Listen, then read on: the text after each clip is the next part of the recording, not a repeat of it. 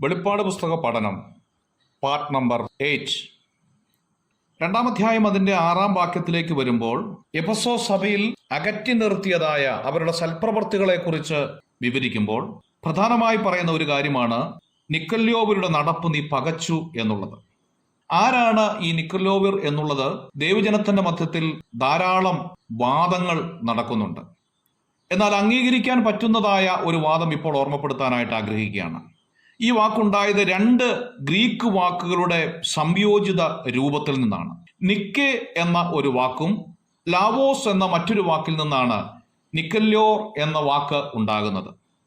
നിക്കെ എന്ന വാക്കിന്റെ അർത്ഥം കീഴടക്കുന്നവർ എന്നാണ്. ലാവോസ് എന്ന് പറഞ്ഞാൽ ജനം എന്നാണ്.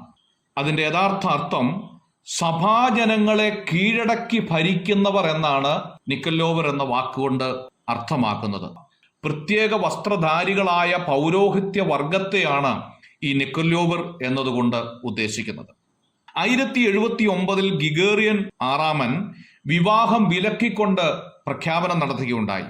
വിശ്വാസികൾക്ക് ബൈബിൾ വായിക്കാൻ പാടില്ല എന്ന് പോലും നിയമം ഇറക്കുന്നതായി ചരിത്രം രേഖപ്പെടുത്തിയിട്ടുണ്ട്. ഇങ്ങനെ ദൈവം അനുവദിച്ചതും അപ്പോൾ തന്നെ വ്യക്തികൾ അനുവദിക്കാത്തതുമായ പ്രഖ്യാപനങ്ങൾ നടത്തുന്ന ചില പൗരോഹിത്യ വർഗം എഫെസോസ് സഭയുടെ കാലഘട്ടങ്ങളിൽ രംഗപ്രവേശനം ചെയ്തു. അങ്ങനെയുള്ളവരെ സഭ നോക്കിക്കണ്ട് തിരിച്ചറിഞ്ഞ് അകറ്റി നിർത്തിയത് ദൈവത്തിന് പ്രസാദകരമായ ഒരു പ്രവൃത്തിയായി ദൈവത്തിന്റെ ആത്മാവ് രേഖപ്പെടുത്തിയിരിക്കുകയാണ്. ദൈവവചനത്തിന് നിരക്കാത്തതും ദൈവത്തിന് ഇഷ്ടമില്ലാത്തതും ദൈവമക്കൾക്ക് പ്രയോജനമില്ലാത്തതുമായ പരീശത്വത്തിൽ നിറഞ്ഞതായിരിക്കുന്ന ഉപദേശങ്ങൾ സഭയിലേക്ക് വരുമ്പോൾ, വ്യക്തികളെ കേന്ദ്രീകരിച്ചുള്ളതായ ഉപദേശം സഭയിലേക്ക് വരുമ്പോൾ, അങ്ങനെയുള്ള ഉപദേശത്തെ ശക്തമായി എതിർക്കണം എന്നുള്ളത് ദൈവവചന വ്യവസ്ഥയാണ് എന്ന് നമ്മെ ഓർപ്പിക്കുകയാണ്. എഫെസോസ് സഭ അത് ഭംഗിയായി ചെയ്തു. ദൈവം അത് പ്രസാദിക്കുന്നതായും കാണുകയാണ്. യോഹന്നാന്റെ ശിഷ്യനായിരുന്ന ഇഗ്നാത്യോസ് സഭാ അധ്യക്ഷന്മാർക്ക് അഥവാ അധികാരികൾക്ക് ജനം കീഴടങ്ങിയിരിക്കണമെന്ന് പഠിപ്പിക്കാൻ തുടങ്ങി. ഇത് കാലക്രമേണ ഒരു പട്ടത്ത ഐമേനി വ്യവസ്ഥയിലേക്ക് സഭയെ നയിക്കുവാൻ ഇടയായി എന്ന് ചരിത്രം സൂചിപ്പിക്കുന്നു. ഇന്നും സഭയിൽ പട്ടത്ത നിയമത്തിന്റെ ചില പ്രതിഫലനങ്ങൾ നമുക്ക് കാണാൻ സാധിക്കുന്നുണ്ട്.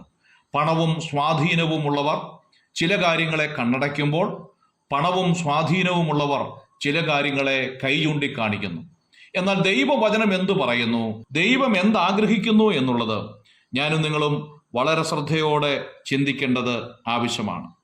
നിക്കൊല്യോവരുടെ നടപ്പ് എഫെസോസിലെ സഭ പകച്ചപ്പോൾ അത് ദൈവത്തിന് പ്രസാദകരമായി തീർന്നതുപോലെ ദൈവവചനത്തിന് നിരക്കാത്ത, ദൈവത്തിന് ഇഷ്ടമില്ലാത്തതായ പ്രവൃത്തികൾ സഭയിൽ രൂപപ്പെടുമ്പോൾ ദൈവാത്മാവിനാൽ പ്രാർത്ഥനയോടുകൂടി നാം അതിൽ നിന്ന് ഒഴിഞ്ഞു മാറി നിന്നാൽ അത് ദൈവത്തിന് പ്രസാദകരമായ ഒരു പ്രവൃത്തിയാണ് എന്ന് കാണാൻ സാധിക്കും.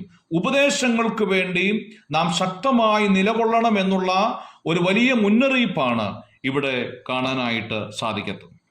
കർത്താവ് നമ്മെ സഹായിക്കട്ടെ. ഈ പഠനം പ്രാർത്ഥനയോടെ നമുക്ക് മുമ്പോട്ട് കൊണ്ടുപോകാം. God bless you.